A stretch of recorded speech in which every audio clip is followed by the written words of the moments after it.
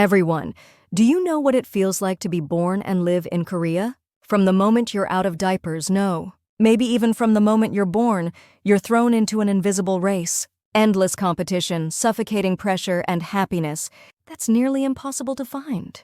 Today, let's run through this relentless Korean life race together. Are you ready?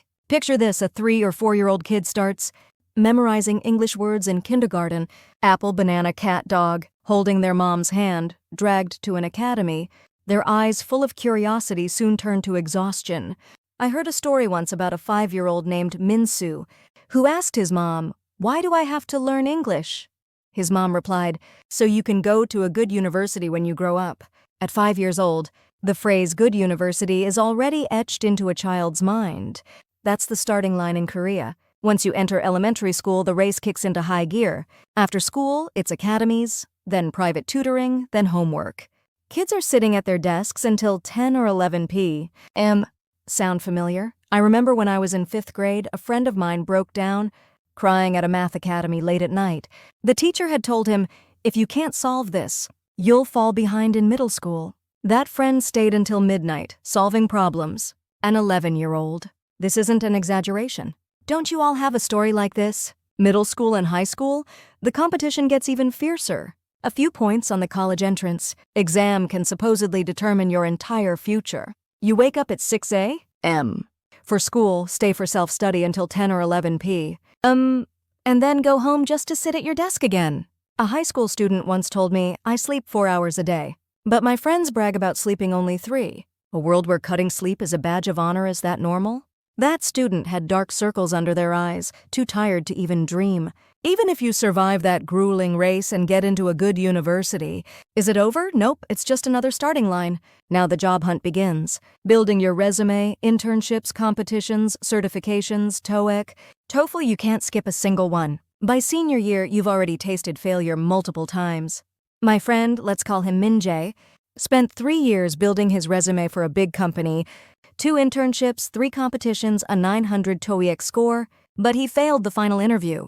Why? The interviewer said, "You lack passion." Min-jae couldn't eat for days after hearing that. Lack passion? What does that even mean when you've poured everything into it? Let's say you finally land a job. Time to celebrate? Hardly.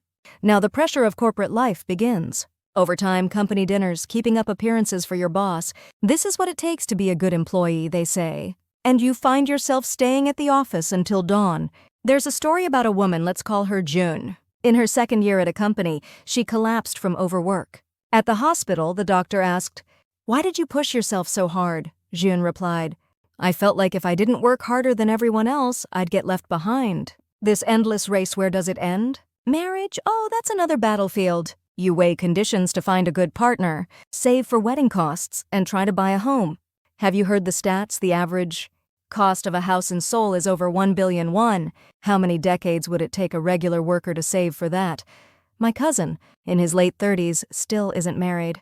Why? His girlfriend told him no house, no marriage. He works overtime every day to save, but house prices rise faster than his savings. That's Korea's reality. If you get married and have kids, the parenting race begins. You line up at dawn to get your kid into a good kindergarten, and half your salary goes to private education. I spoke to a mom whose 3rd-grade daughter attends 3 academies a day: piano, English, math. Monthly education costs over 2 million won. She told me, "I feel sorry for my daughter, but I'm scared she'll fall behind if we don't do this." That's a parent's heart. They'll do anything for their kids, but in the process, both the kids and parents burn out. After running this race your whole life, does retirement finally bring rest? No, another anxiety awaits. National pensions aren't enough and savings fall short. I met an elderly person once, over 70, collecting scrap metal in a park every morning. When I asked why, they said, "I don't want to burden my kids. But if I don't do this, I'll starve."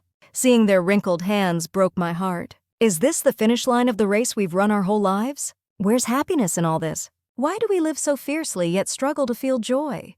I remember a friend sitting by the Han River after work, staring at the water. He said, "What have I been doing all this time? I've worked so hard, but why aren't I happy?"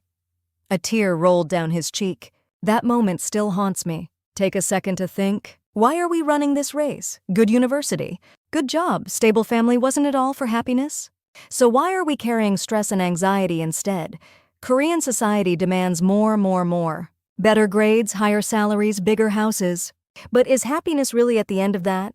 Sometimes don't we need to pause and catch our breath? Step back from the competition and ask what we truly want, what makes us happy. Maybe it's not a fancy house or a prestigious degree.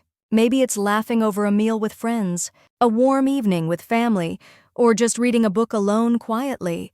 Those small moments might be true happiness. This endless race in Korea won't change easily. But can't we each make small changes? Prioritize our own happiness? Stop comparing ourselves to others and live at our own pace. That might be the small victory we can claim in this relentless race. Are you happy right now? Or are you still running toward happiness somewhere out there? Pause for a moment and look into your heart. I hope you find a small piece of happiness there.